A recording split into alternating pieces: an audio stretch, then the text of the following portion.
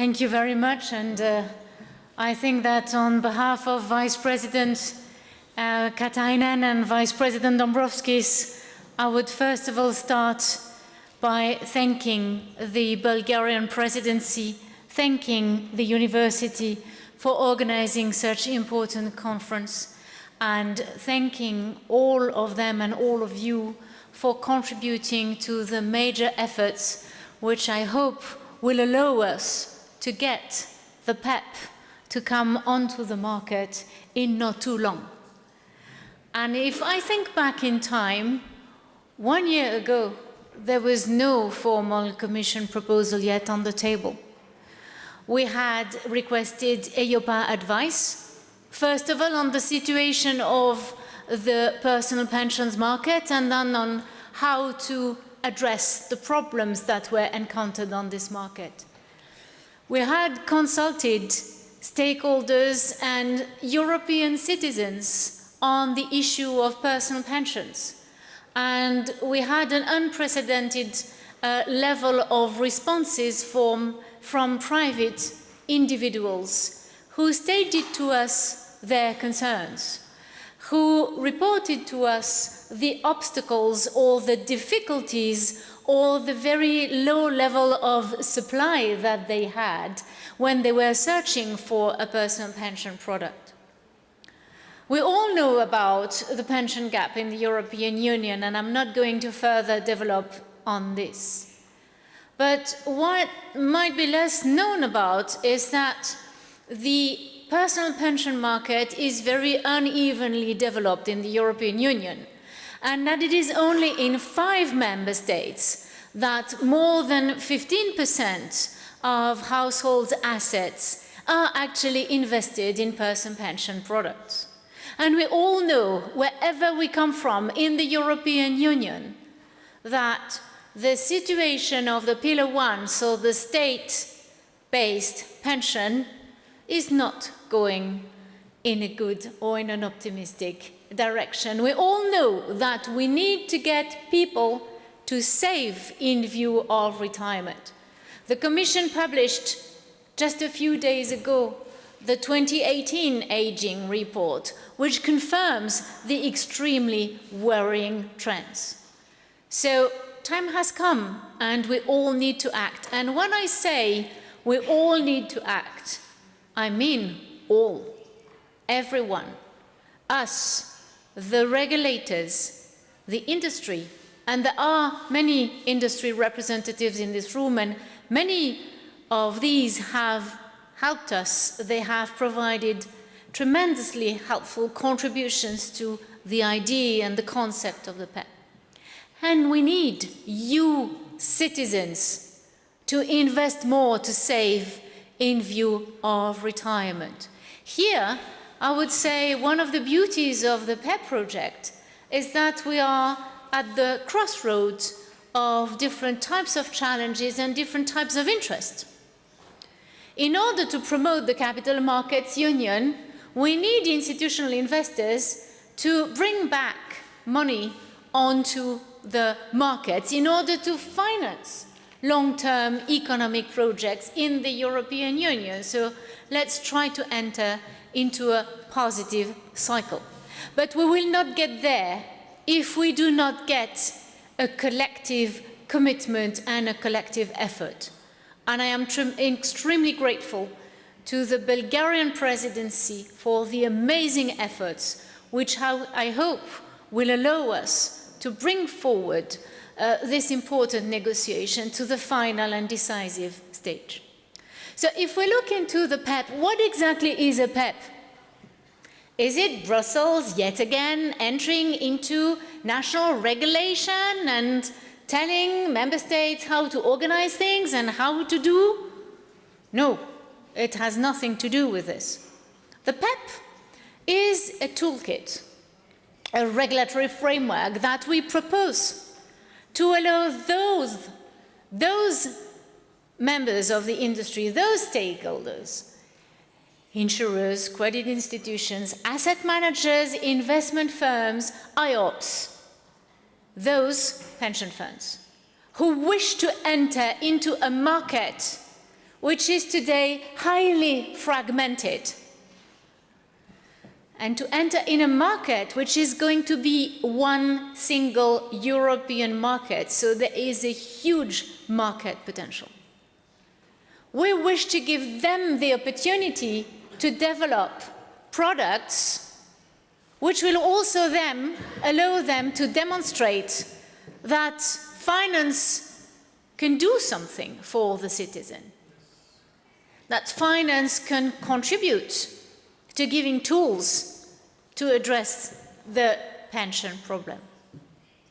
So we have this on one side of the crossroad, give them the possibility to develop and sell their product everywhere in the European Union. And I'm here thinking of those markets in the European Union where there is a very low level of supply of personal pension products and where supply is badly needed. They can develop it. There is no obligation intended. So it's a framework for those who wish to compete to enter and to do it, and to compete up to quality and the highest possible level of quality. So no compulsory Brussels intrusion, but a common 29th regime in the European Union for a product which is to be attractive for the industry, of course, for them to sell it, and to be attractive for the consumer in Europe, and be attractive for the younger consumers who are generally not thinking of saving in view of retirement because they're going to be a football star and they're not going to need money, or because they will develop their high tech and they will not need money, or because it's in such long time that they would like to focus on something else, please. But no, they need to start saving. And they can start saving into a PEPP at a very young age. And the beauty of the PEPP is that it needs to be a portable product. So if, like many of the young generations now, they study somewhere, they start work somewhere else, and then they marry someone else, someone in another member state, they can carry and continue to contribute to the same product wherever they are in the European Union, and this is not possible today. We want a product which is innovative and modern, that the young ones are always on their little app, on the mobile, on the tablet. We need to allow information to consumers to be communicated via, if I may say, modern means. So the PEPP is conceived as a product that is going to be innovative and modern whilst being consumer-friendly and highly protective to the consumer. It needs to be a simple product, easily understandable. And that's why we propose that there would be only up to 5 investment options, with one simple default investment option, which is to protect the interest of the consumer in the sense that the consumer should be able to at least recoup the capital invested. We propose to ensure that the consumer be appropriately informed of what commitment the consumer is taking. Because if it's a young person entering into that type of product, the commitment might be for 35 to 40 years or more. So the consumer, the prospective consumer, needs to get the right information before signing the product. And we propose to establish a PEPP-specific key information document. Then during the lifetime of the product, the accumulation, when the citizen contributes to developing the savings, this person should receive pension benefit statements, PEPP-specific pension benefit statements, on an annual basis to be able to see how the savings are progressing.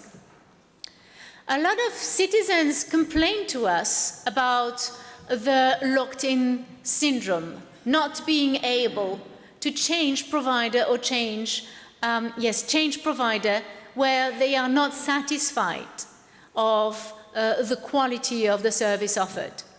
We want the PEPP to be a highly competitive product and a very good product.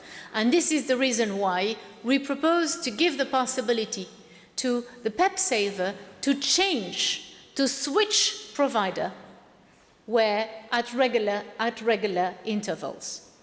We also would like to give a high flexibility in the choice of investment and in the choice of decumulation options in order to allow the PEPP provider to adapt the offer to the tax schemes in the different member states.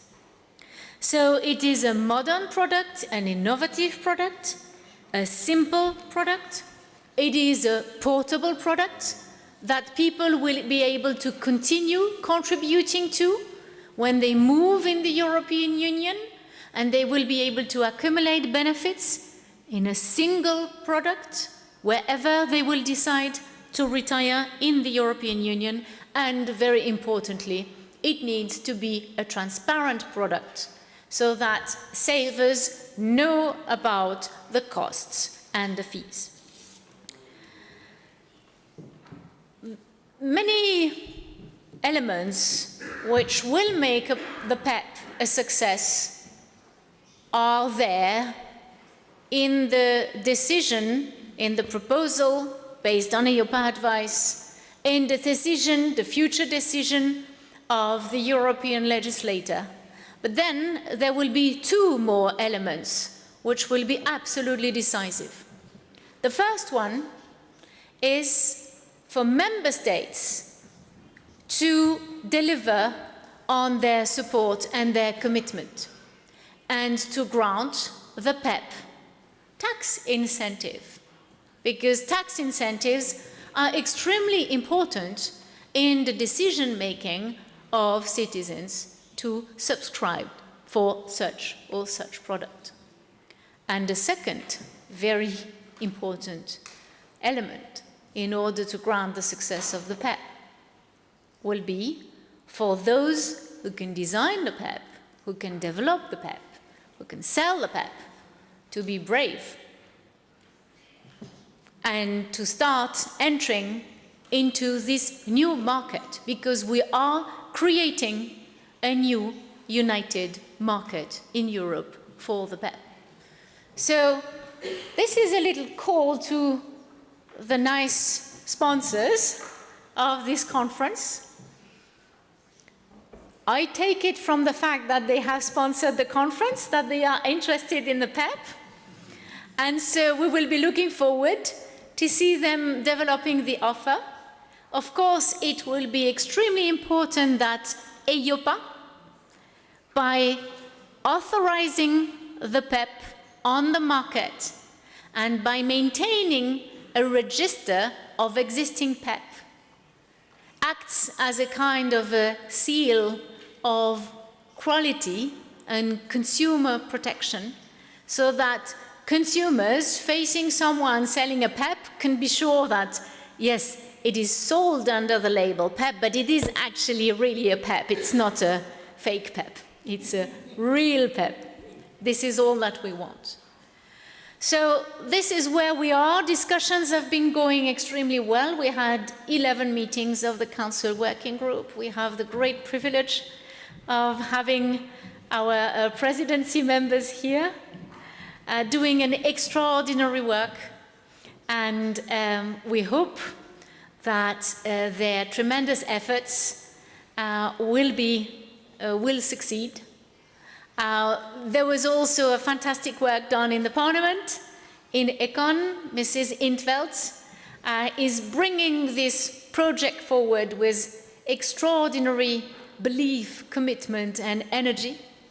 And so we hope that maybe by the end of 2018 or by 2019, there will be a political agreement on this project, and then it will be to all of us, the rest of us, the industry and the consumers, to make the PEPP a real success. Thank you very much.